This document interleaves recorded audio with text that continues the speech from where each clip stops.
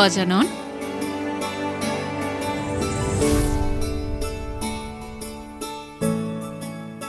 ওঠো পুত্র গজানন।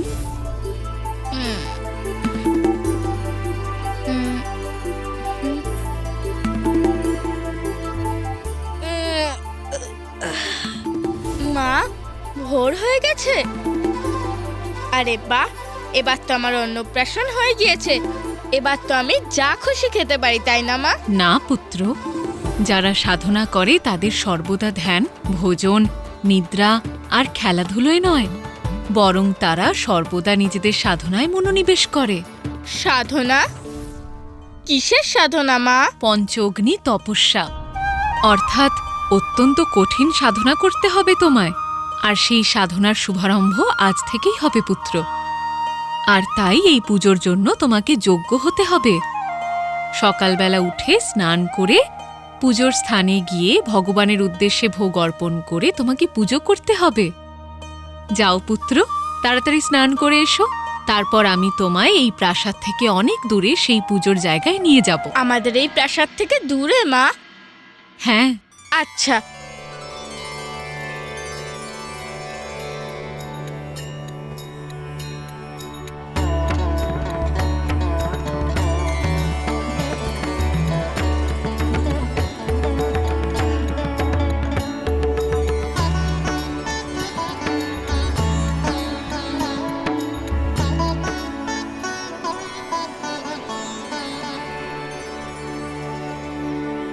মা, পথ তো শেষ হয়ে গেল। তপস্যা স্থান কোথায়? পুত্র, ওই যে ওইখানে তোমার তপস্যার স্থান।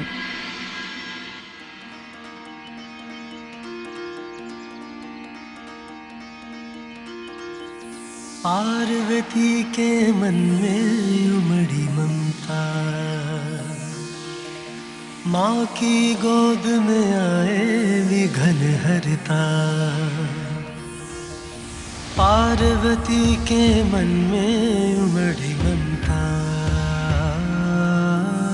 माँ की गोद में आए विघन हरता। अद्भुत बालक पर माँ प्रेम लुटाती, प्रथम देवता जग में उसे बनाती। हाँ, प्रथम देवता जग में उसे बनाती।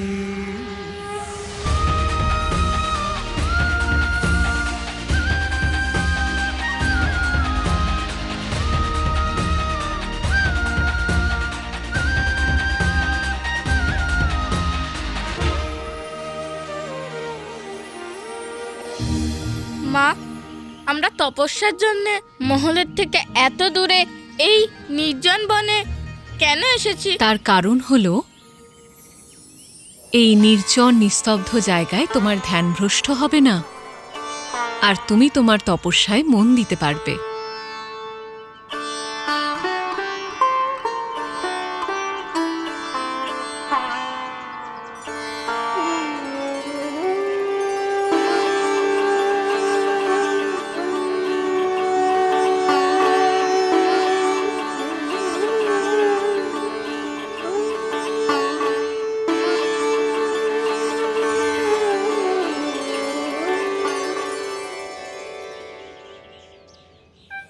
কিন্তু মা, এই পঞ্চঅগ্নি তপস্যার মানে কি? এর মাহাত্ম্য কি? পুত্র, আমাদের শরীরে 7টা চক্র রয়েছে।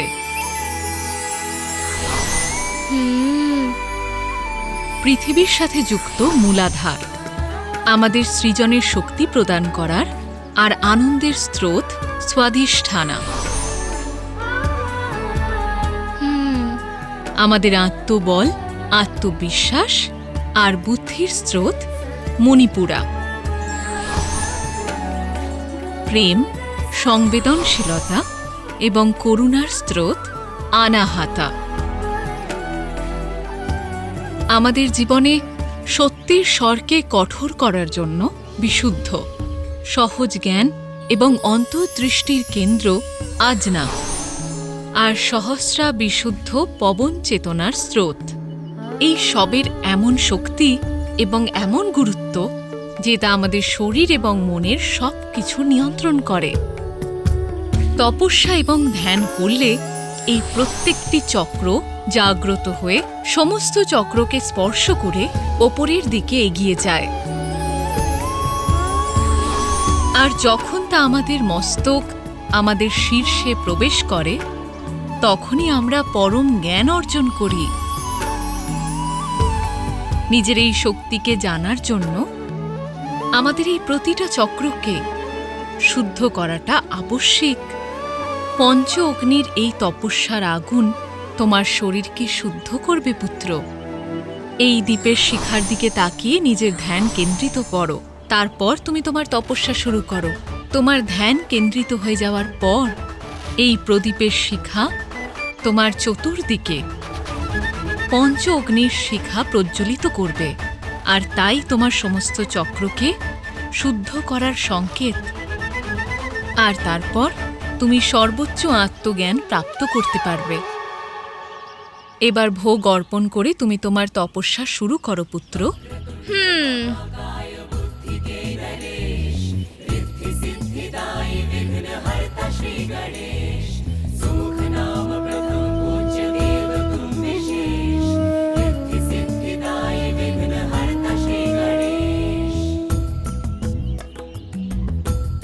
এবার এই পদ্মাসনে বসে নিজের সমস্ত ধ্যান এই প্রদীপের শিখায় নিবেশ করো।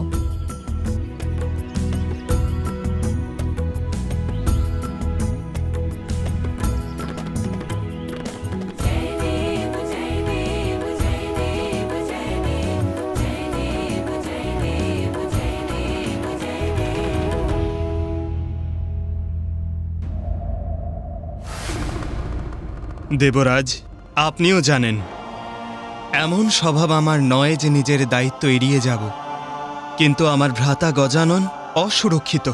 ওকে সুরক্ষা প্রদান করতে এই মুহূর্তে আমার কৈলাসে উপস্থিত থাকাটাই অত্যন্ত গুরুত্বপূর্ণ। কুমার কার্তিক, এ হলো কৈলাস। এখানে স্বয়ং মহাদেব বসবাস করেন, অর্থাৎ গজানন সুরক্ষিত আছেন। যদি কেউ অসুরক্ষিত থাকে তো সেটা হলাম আমরা দেবতারা। আমাদের ওপর সংকট ঘনিয়ে এসেছে। আজ ধর্মের জ্যোতিও সংকটে রয়েছে এবং তাকে রক্ষা করা আপনার ধর্ম। দেবরাজ,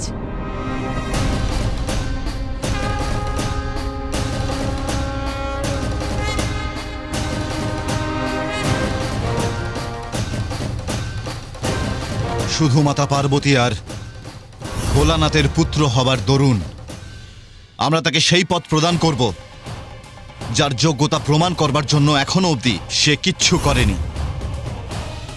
দেবত্ব প্রাপ্ত করবার একমাত্র কারণ যোগ্যতা প্রমাণ করবার কর্ম হওয়া দরকার, জন্ম নয়। প্রণাম মাতা।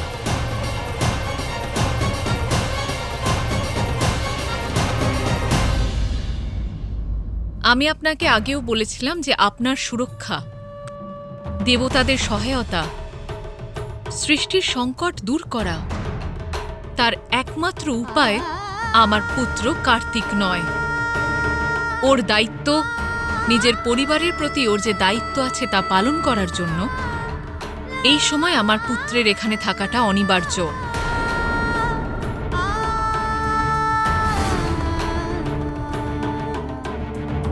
প্রভু, আমরা শুধু নিবেদনই করতে পারি, সিদ্ধান্ত আপনাকেই নিতে হবে। আর আমি আপনার পরিবারে হস্তক্ষেপ করবার আস্পর্ধাও দেখাতে পারবো না।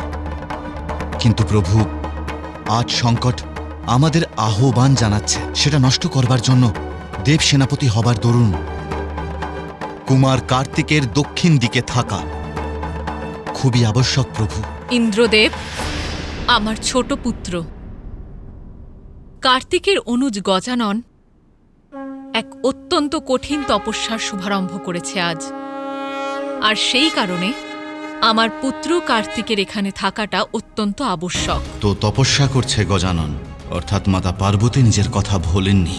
যদি গজানন এই তপস্যায় শক্তিশালী হয়ে যায় তাহলে জানি না কতটা সক্ষম হয়ে উঠবে। তপস্যার পরে তাহলে ও আমাকে আমার পদ থেকে চ্যুত করে নিজেই না সেই স্থান গ্রহণ করে। না, আমি এটা কখনো হতে দেব না। প্রিয়ে, তপস্যার দ্বারা তুমি গজাননকে কেন সবল সমর্থ করছো?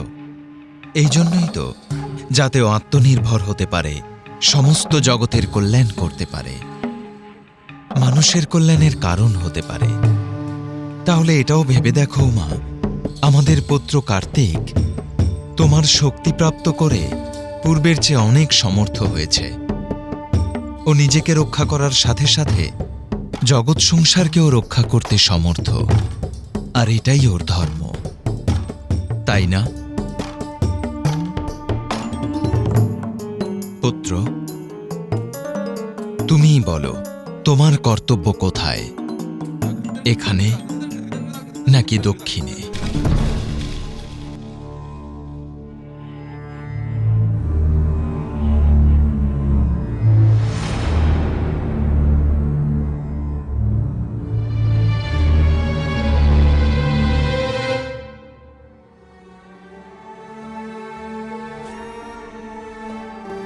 আপনি কষ্ট পাবেন না মাতা।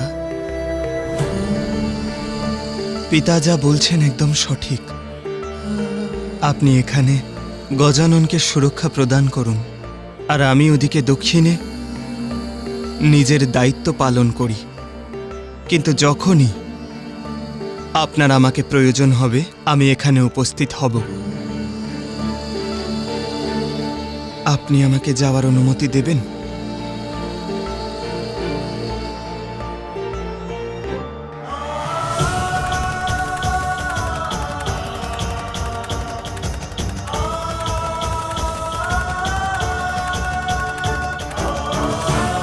মাতা, আপনি কি গজাননকে আমার প্রস্থানের সংবাদ দেবেন? আমি ওখানে গিয়ে ওর তপস্যায় বাধা দিতে চাই না।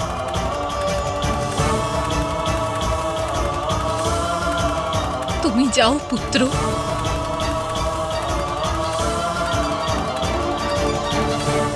কর্তব্যের কাছে নিজের স্নেহের বলিদান করা,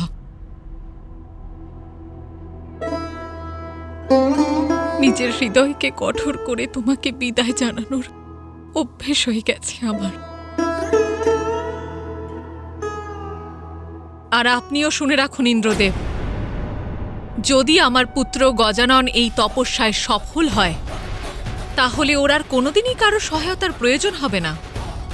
সম্পূর্ণ সামর্থ্য ওরও থাকবে, যে শুধু নিজের নয়, এমনকি সংসারের সমস্ত সমস্যার সমাধান করার ক্ষমতা ওরও থাকবে।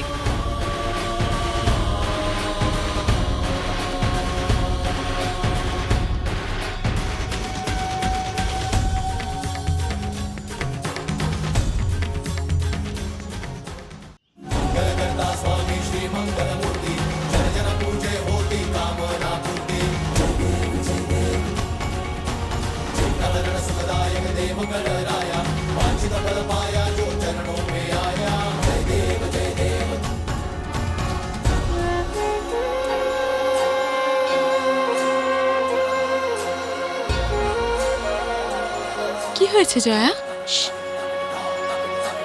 এত উচ্চস্বরে বার্তালাপ করার কোনো প্রয়োজন নেই বিজয়া। আমিও কৈলাসেই ছিলাম। আমি শুনলাম যে কুমার কার্তিক দক্ষিণ দিকে যাচ্ছেন। দাদা চলে যাচ্ছে মাসি, কিন্তু কেন? আমি তো এখনো ওনার সঙ্গে খেলার মজা উপভোগ করার সময় পাইনি। তুমি এত দুঃখ পেও না পুত্র গজানন। দেখো না, তোমার ভ্রাতা কার্তিক যদি না থাকে, তাহলে মাতা তো শুধুমাত্র তোমাকেই স্নেহ করবেন, তাই না? তখন উনি যত সুস্বাদু রন্ধন করবেন, সে সবকিছু তো তোমার জন্যই বানাবেন। তোমার তো আনন্দিত হওয়া উচিত। ভোজন? এ কি গজানন, তুমি উঠলে কেন? আমি রান্নাঘরে যাচ্ছি, এক্ষুনি ফিরে আসবো। আরে দাঁড়াও গজানন, গজানন!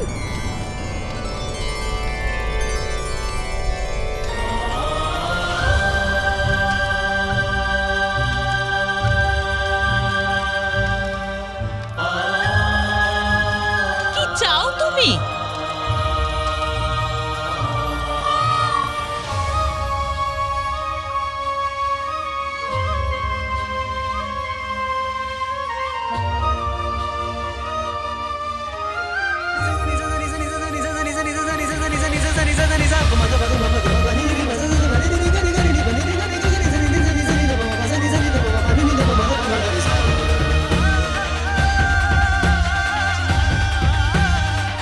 কিচ্ছু বলবো না, কিন্তু নিজের ক্ষুধা নিবারণের জন্য ভোজনের ব্যবস্থা করতে এসেছিল এখানে।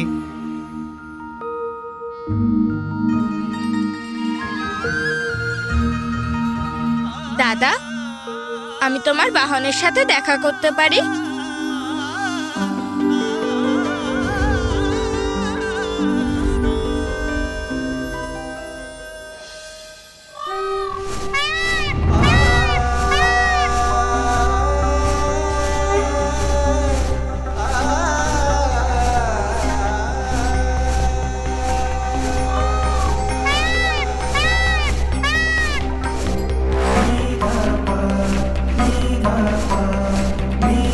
দাদা, দাঁড়াও দাদা।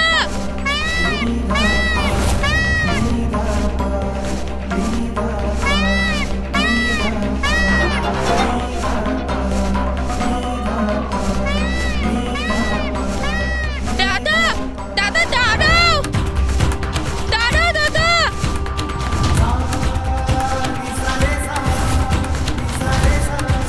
দাদা দাঁড়াও।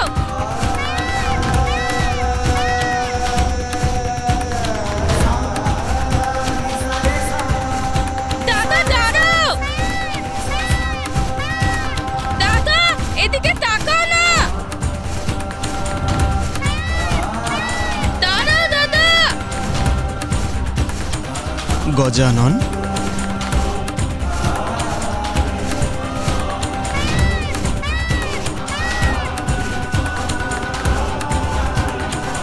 দাদা,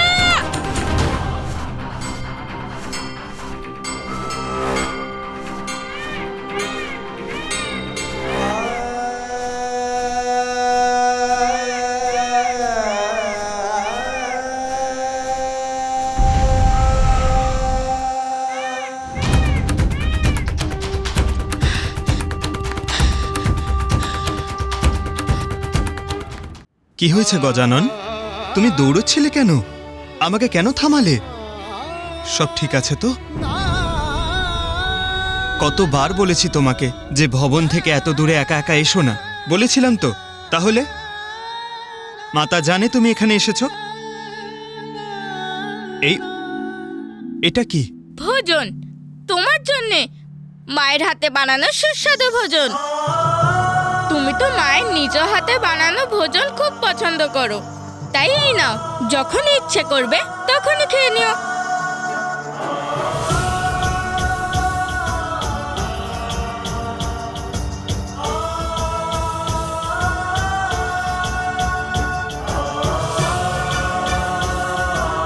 নিজের খেয়াল রেখো গজানন, আর মাতারও খেয়াল রেখো। মন দিয়ে তপস্যা করো। আর হ্যাঁ, কাউকে কিন্তু কষ্ট দিও না।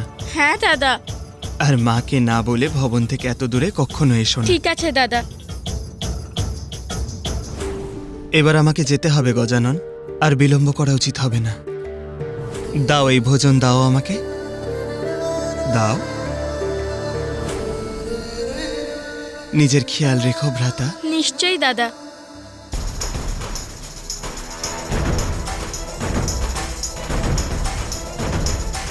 তুমি চলে যাচ্ছ সেটা আমার একটুও ভালো লাগছে না দাদা, কিন্তু তোমায় বাধাও তো দিতে পারবো না, তাই না?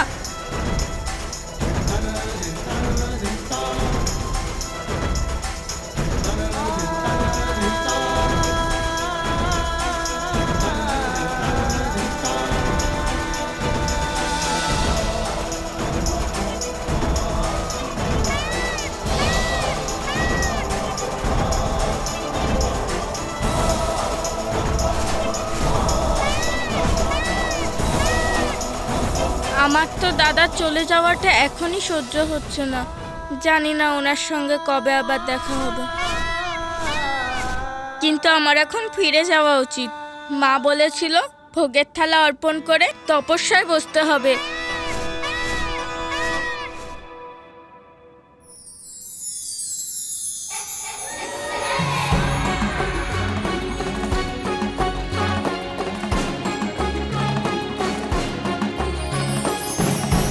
আরে বাহ, কি সুন্দর প্রজাপতি!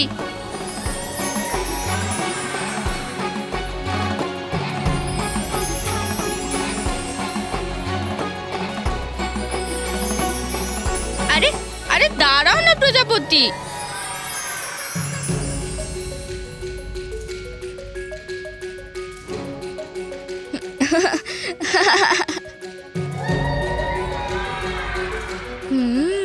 তুমি বিশ্রাম করছো? এইবার তো তোমাকে নিশ্চয়ই ধরে ফেলবো আমি।